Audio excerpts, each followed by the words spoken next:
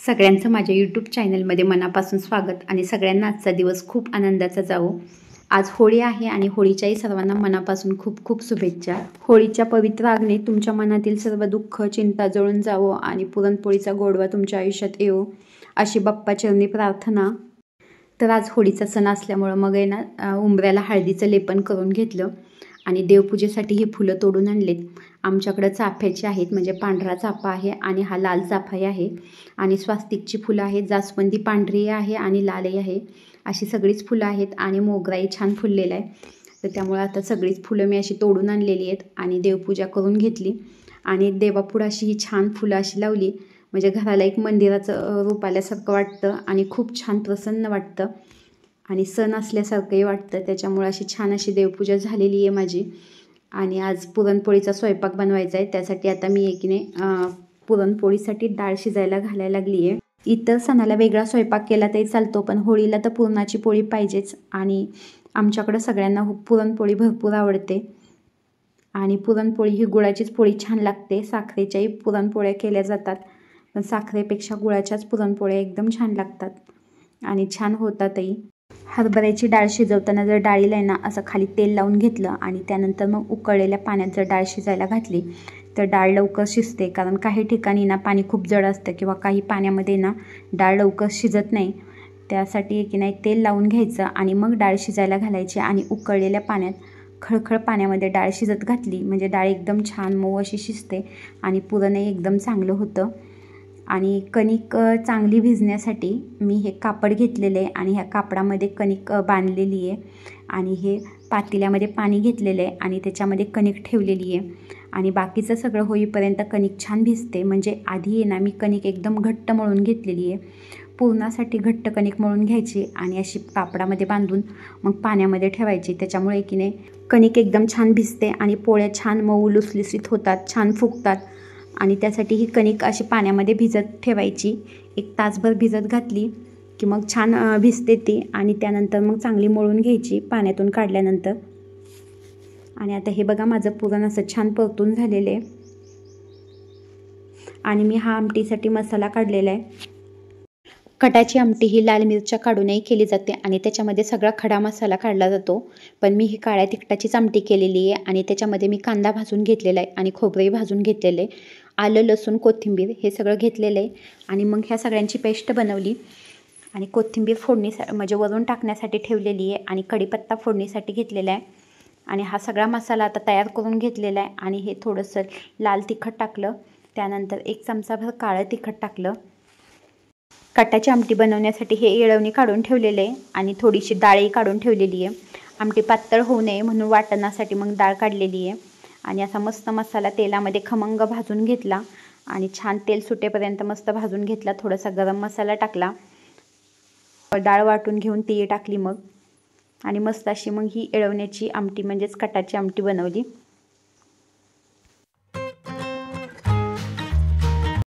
पुरण वाटण्यासाठी ना ही पुरणाची चाळण घेतलेली, खाली कुकर आहे, म्हणजे पातेलही आपण घेऊ शकतो, पण मी हा कुकरच घेतलेला आहे आणि ह्या पेल्याच्या साह्याने मग हे असं पुरण छान वाटून घेतलं आणि पुरणाच्या चाळणीने असं पटकन पुरण वाटून होतं, त्याच्यामुळे मग मी हे पुरण वाटून घेतलेले आणि तोपर्यंत हे बघा पुरण माझं वाटून झालेलं आहे आणि कणिक ही अशी छान भिजलेली आहे।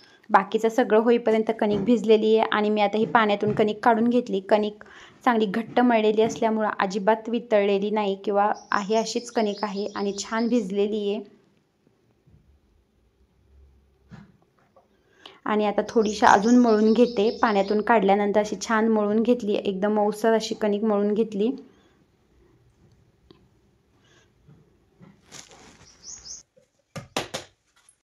एकदम लोण्यासारखी मऊसर अशी माझी कणिक मळून झालेली आहे, कणिक छान भिजलेली आहे आणि पुरणही एकदम छान झालेलं आहे, मस्त असं वाटून घेतलेलं आहे। आणि आता पोळी लाटण्यासाठी हा गोळा बनवलेला आहे आणि त्याच्यामध्ये मी आता पुरण घालायला लागली आहे आणि हे बघा अशा पद्धतीने मी गोळा बनवते, म्हणजे पुरण्यासाठी पोळी लाटण्यासाठी उंडा बनवते आणि मी असा हा उंडा बनवून घेतलेला आहे आणि तवा तापायला ठेवला आणि अशा छान अशा पोळ्या लाटून घेतल्या। मग पोळी अजिबात फुटलेली नाही आणि कुठेही पुरण वगैरे बाहेर आलेलं नाही आहे आणि एकदम छान अशी पोळी लाटून झालेली आहे माझी।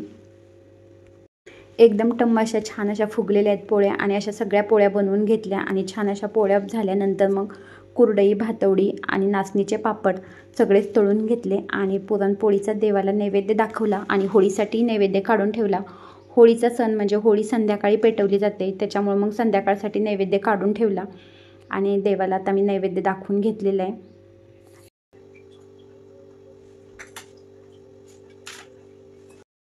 संध्याकाळचे आता 5 वाजलेले आहेत आणि घरं वगैरे सगळी झाडून घेतलेली आहे आणि दारातलं म्हणजे अंगणातलं झाडून घ्यायला लागली आहे. त्यासाठी ह्या पायऱ्या वगैरे झाडून घ्यायला लागले. दिवसभर सगळी धूळ वावटळींमुळे पायऱ्यांवरती येते, त्याच्यामुळे आता ह्या मी झाडून घ्यायला लागली आहे. आणि त्यानंतर मला होळीची तयारी करायची आहे. होळीचा सण हा संध्याकाळचा असतो, म्हणजे आमच्याकडं तर संध्याकाळी होळी पेटवली जाते. त्यासाठी मी ना आता झाडून वगैरे सगळं झाल्यानंतर हे बघा पाणी मारून घेतलं, थोडंसं झाडांनाही पाणी घालून घेतलं आणि हे अंगणातही पाणी असं मारून घेतलं आणि त्यानंतर मग रांगोळी वगैरे काढून घ्यायची आहे आणि होळीची मग सगळी तयारी करायची आहे.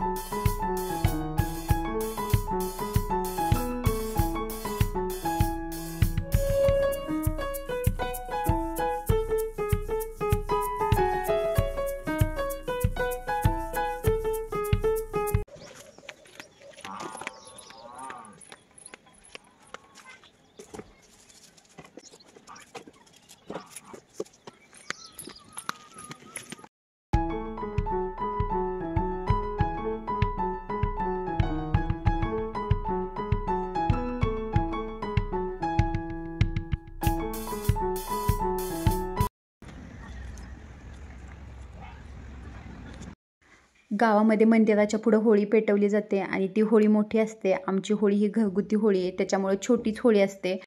आणि शेणाच्या गौऱ्या काय लावल्या नव्हत्या, त्याच्यामुळे जे शेण टाकलं होतं म्हणजे गायांचं ज्या ठिकाणी आम्ही शेण टाकतो त्या शेणातल्याच मग वाळलेलं जे शेण आहे ते मी घेतलं होळी पेटवण्यासाठी.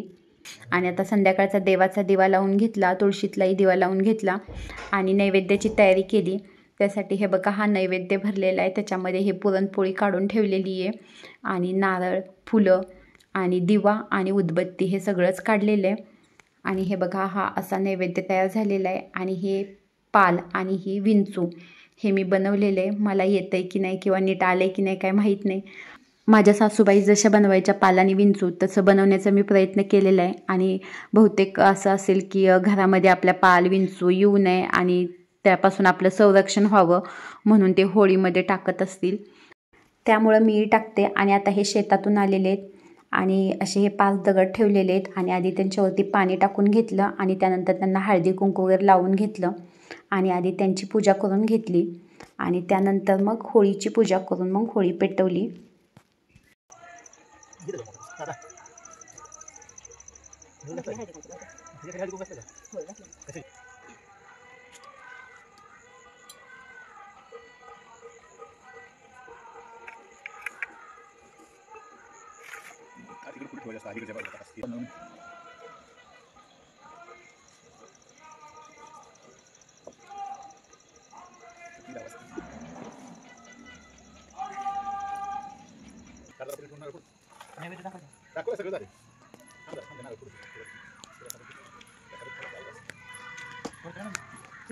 पुढचे